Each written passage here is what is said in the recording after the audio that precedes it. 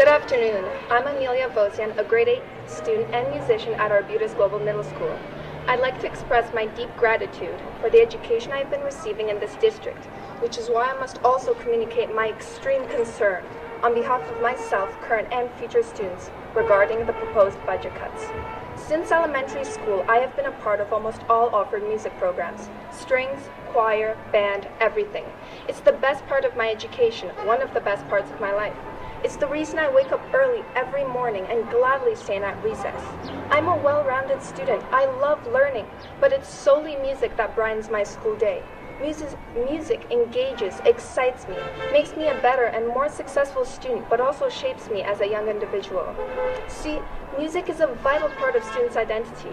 These programs are so much more than numbers. They're irreplaceable. They are an integral community where students truly belong. They are where connections are fostered, friends are made, lifelong memories and competencies are acquired. From expression to collaboration to discipline, an early music education is an enriching life experience. Thousands of scientific and academic studies have proven this with incredible data that needs to be looked into. Although interconnected, the space where music is played is so different and separate from our classrooms. No matter what, I know that once I set up my chair and music stand, everything falls into place and is forgotten. Even if just for a 40-minute class. Every single day, it's what I look forward to unite with peers and play music guided by caring teachers who put in the time, passion, and expertise to give these programs their value. Music centers me. Like the German poet Arbutus said, music washes away from the soul the dust of everyday life. Students need this now more than ever. Especially during COVID, especially in this world of ever-growing technology, music is a hands-on way for students to connect with themselves and those around them. Me, I'm in grade 8. These cuts don't impact me directly. Meanwhile, my sister is in grade 5. She's so excited to go into middle school. She's been planning, thinking, talking about every single music group she wants to join. And she's not alone. Music follows students from elementary to middle to high school, and they can depend on it throughout those difficult transitions. It's what they look forward to. These cuts will be a devastating hit. Funds for grade 6 and 7 band together with island ukulele and indigenous drumming have been found, but that is not enough. Music programs should be strengthened, not reduced. Every benefit and importance I have outlined doesn't just apply to band. For some it is strings, for some choir. They are entirely different things. Not everyone finds their place in band or can afford private lessons.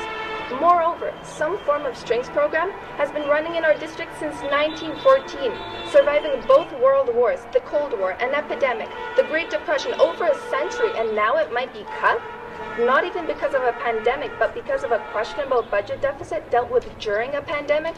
Solutions were found in the past. Why is it impossible now? And choir, singing is a universal art. I can't even explain what it feels like, what it does. Some studies have even shown that singers' hearts beat in sync. Choir is a true representation of one learning community. Apart from this cut will inequitably impact girls, seeing as we form 80% of school choirs. In the final sense, your ultimate goal is improved student success, yes? Cutting music does not fit with this plan, nor the core values, visions, or goals stated in the district strategic plan. Will cutting choir improve the student learning experience? Will cutting strings improve our quality of education? The exact opposite will happen. How does cutting music programs fit with the plan to increase mental health supports when they are with the ones providing the support? How does leaving only band improve all student outcomes?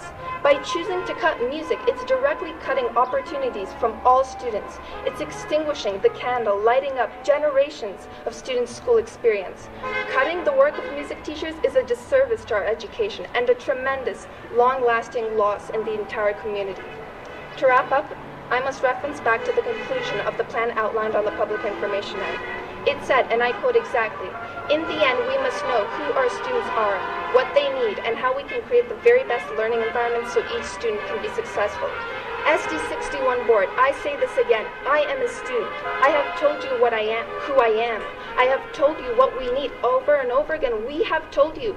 Just one example is a survey created this week by students whose results have been shared with you, which collected almost 400 quotes from our peers across the district within 36 hours, all clearly attesting to the importance of music in their lives. That in itself should say enough.